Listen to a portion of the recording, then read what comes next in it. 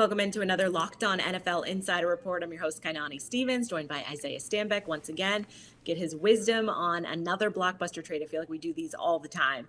But one of the best wide receivers in the league is on the move. He's headed to Miami, and Tyreek Hill. A lot of draft picks going back the other way to Kansas City. What was your immediate reaction to this? Because it's kind of a lot for both of the teams.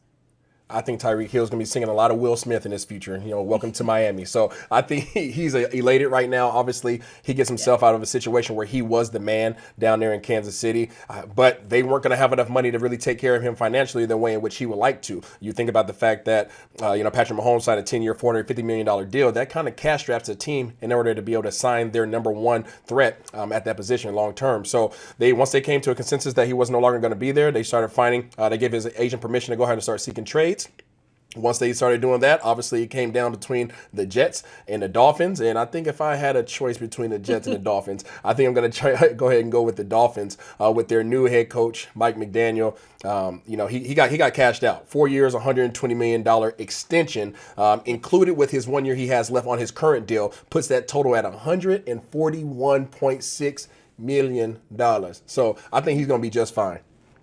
And 50 million right off the bat, just going straight into the direct deposit today. Like, that's crazy. So Yeah. obviously he's set up in Miami monetarily, but what kind of, offense is he going into? It's a new head coach. It's Tua, who people are really, 50-50 on whether or not he's an NFL quarterback. What can he do, obviously, for that situation in Miami?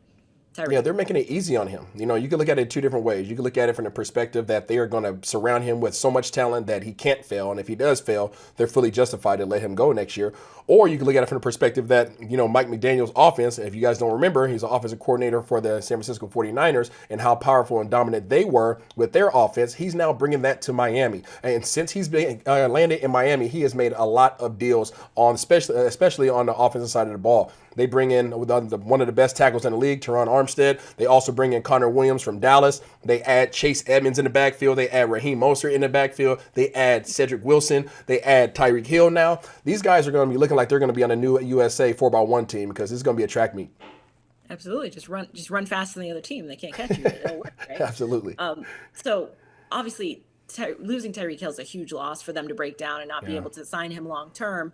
What's Kansas City going to have to, how are they going to have to adjust? Because obviously there's other weapons there, but Tyreek Hill is a huge weapon to lose.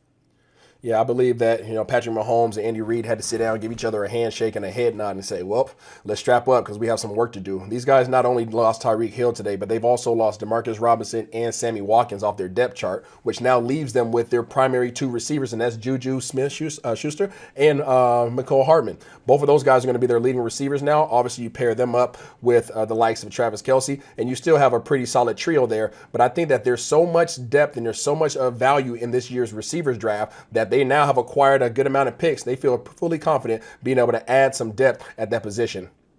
Are we going to see a different kind of offense from them? Because obviously without that kind of home run threat or, jumping off the line and just racing down the field from Tyreek, they're going to have to alter a little bit of what they do, right?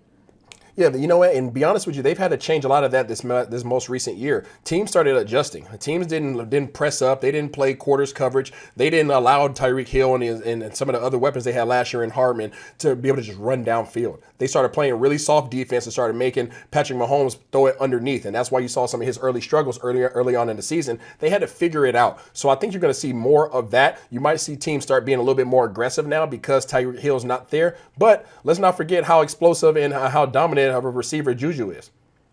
Absolutely. And he definitely brings something into that, situation in Kansas City as well.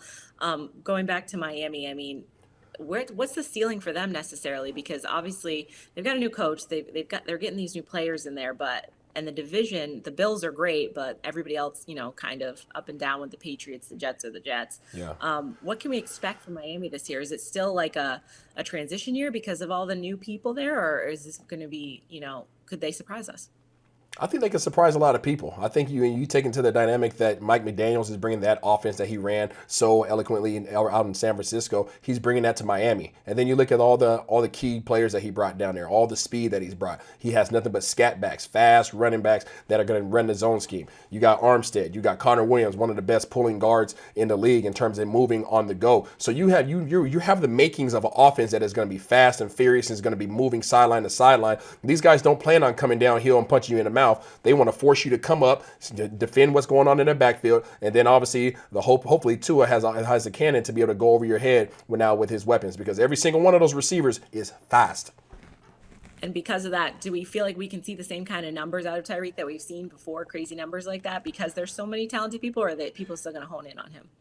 I don't think that you're going to see those same numbers. I think that the Andy Reid's offense and Mike McDaniel's offense are two totally separate entities. You think about Andy Reid, he's going to throw 70% of the time. Mike McDaniel's going to run 65% of the time. So you can't expect to see Tyreek going down the field like he was, nor can you expect the same results from Tua that you expect out of Patrick Mahomes. So the expectations have to be lowered in that regard, but I think that his presence on the field alone is going to open it up for so many other guys, and holistically, the team's going to benefit from that.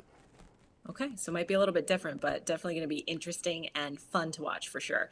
Isaiah, thank you once again for everything and kind of filling us in on these blockbusters. We appreciate it. I'm Kainani. This has been Locked On NFL.